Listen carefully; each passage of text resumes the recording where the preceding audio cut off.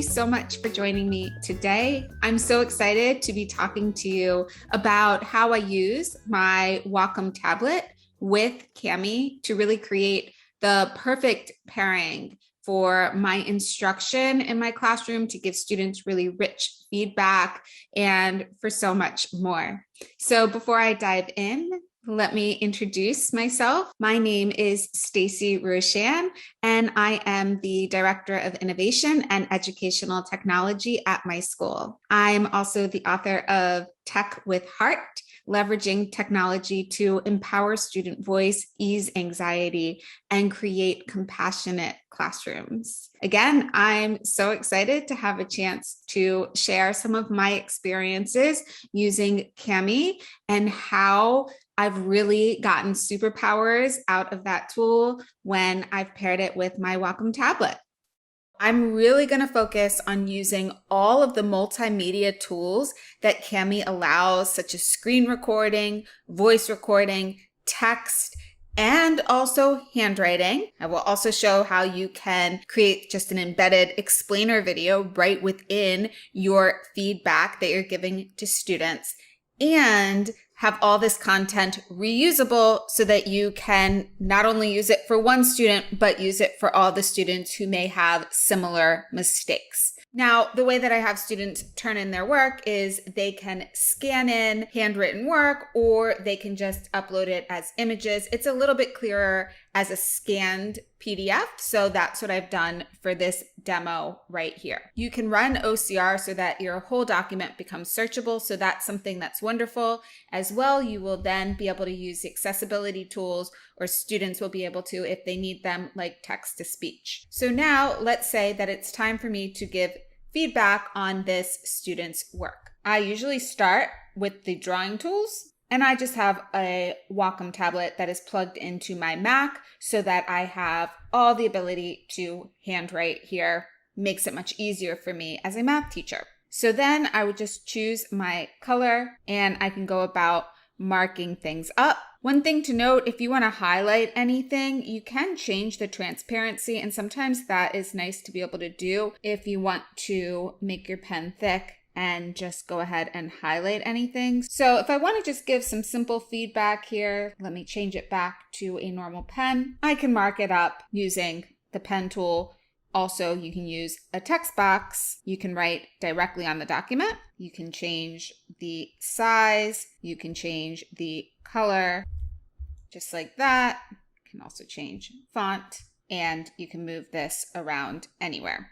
Okay, so those things are very simple. You probably already know about them. What I do want to focus on is some of the richer media that you can add with these comment tools.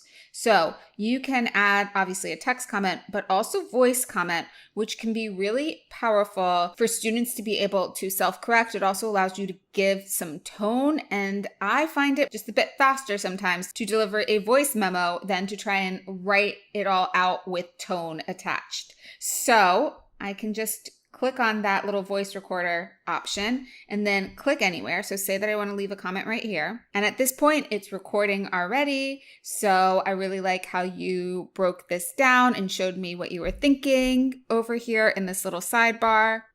And now that would play back. And at this point, it's recording already. Excellent. If you want to change the color of that dot, you can, but I'm going to just leave it as yellow right there. At this point, students have the written feedback, and they also have a little bit of voice feedback. Now, I said that this can actually be more efficient. And so I really want to focus on this little icon right here, because what that is that adds that voice note to your annotation bank. And that means that I can easily reuse that. Let's say I called this sidebar detail, and then I want to save this to the annotation bank. So now what I'll be able to do is I open up this little sidebar right here. I can actually go into the annotation bank, which is the last option right here. It looks like something that I'm copying, because it literally will allow me to copy and paste into any document that I have. And I can also organize them into folders, as you've seen I've done. So this just took a moment for my new comment to show up. So now you can see I haven't organized it in a folder quite yet, but I can easily organize it in a folder if I want to. Say that I want to put it in my calculus folder. I can just drag it literally into wherever I want it. So say I want it right there. Now it's organized in my folder. So I have my calculus folder and my tech tips folder. And when I want to reuse this, so say that I want to reuse the comment right down here, which is a bit redundant, but just for demo purposes, stick with me. So I would just drag it into the document. I would plop it down right here.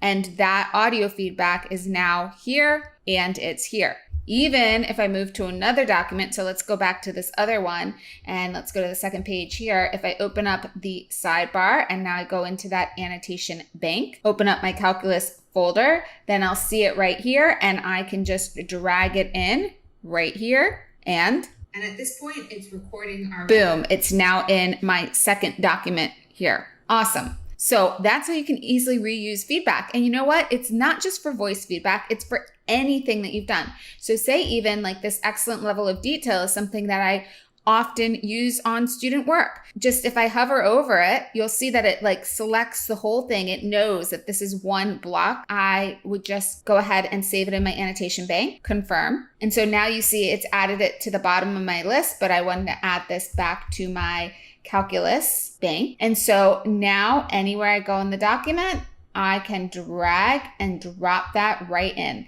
and then I can move it around if I need to.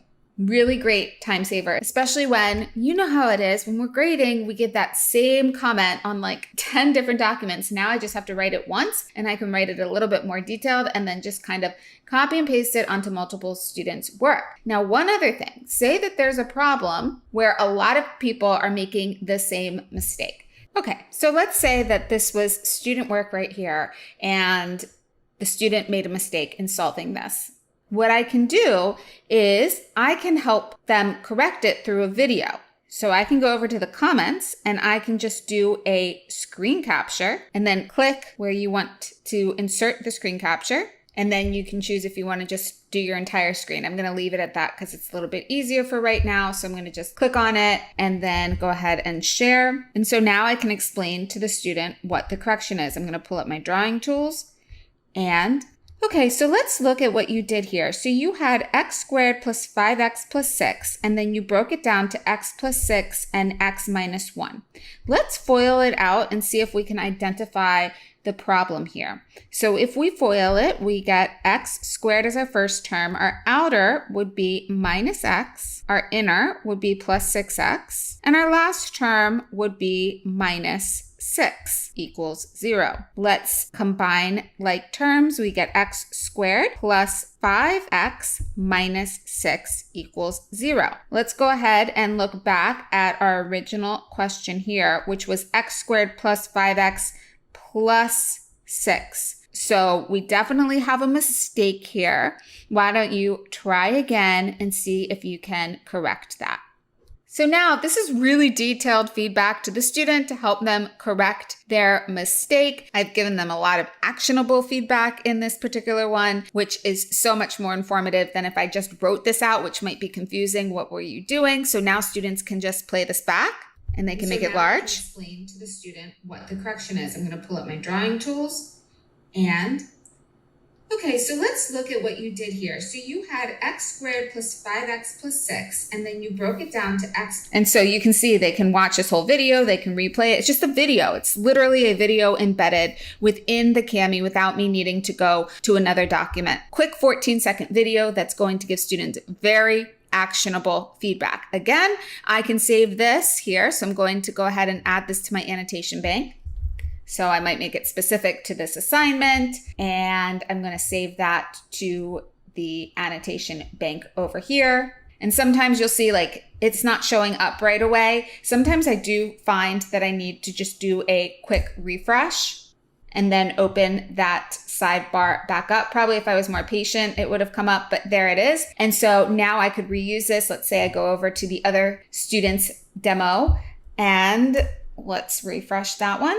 And you'll see that I could pull this same feedback in here and I could reuse it on multiple students' assignments. So again, that effective, efficient, and very detailed level of feedback, you just can't replicate that with paper. So that's one of the reasons I really love using Kami. So again, all I was doing was using the comment and I was using the screen capture, pairing that with the ability to draw, and I can create really quick little screencasts embedded right into the feedback that I'm giving students. And then using the annotation bank, I can reuse that feedback, which is so helpful. Don't forget that the annotation bank isn't just for the text comments and the voice comments and the screen capture comments, but it works for anything. So anything you've drawn, and of course you can do the same with any text comments like we talked about before.